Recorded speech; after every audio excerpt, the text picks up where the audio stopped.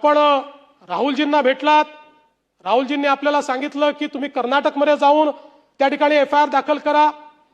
कर्नाटकमध्ये 0 एफआयआर दाखल झाला. नाही ठीक आहे, त्यांनी नसेल सांगितलं, तुम्हाला मनात वाटलं असेल, पण मी तुम्हाला सांगतो, नाही नाही द्या ना शेवटी, असं नाही द्या शेवटी, पण मी तुम्हाला सांगतो, आपण जर बघितलं तर याच्यामध्ये हा जो काही 0 एफआयआर आहे हा घेण्याचा अधिकारच कर्नाटकला नाही. It is illegal.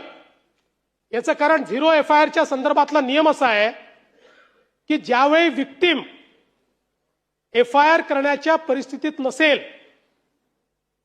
त्यावेळीच विक्टीमला 0 एफआयआर करता येतो.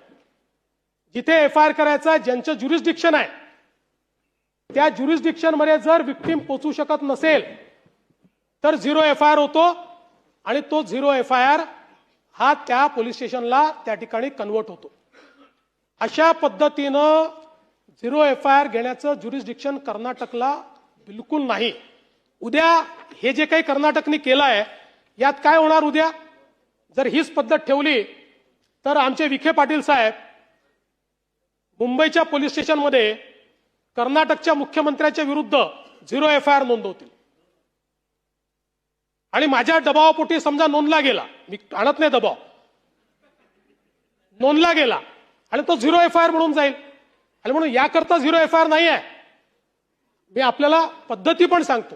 हे you may be aggrieved and you have all right to be aggrieved, पण त्याच्यातली पद्धत ही आहे, याकरता पद्धत अशी दिलेली आहे की अशा पद्धतीनं तुम्हाला जर वाटतं की एफआयआर दाखल झालाच पाहिजे आणि समजा प्रशासनाचं मत आहे की ADR will be converted into FIR, तर याच बीएनएसच्या कायद्याने तुम्हाला 175(3) दिलेला आहे, ज्याच्या अंतर्गत तुम्हाला संबंधित कोर्टात जाता येतं आणि कोर्ट डायरेक्ट करतं की याच्यात एफआयआर दाखल करा.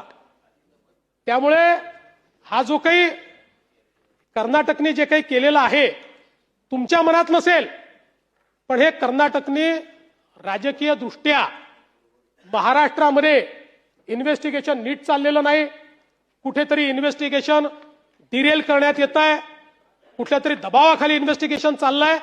अशा प्रकारे महाराष्ट्राची मानहानी व्हावी म्हणून कर्नाटकने हा रजिस्टर केलाय. अन्यथा याला शेमचा विषयच नाही.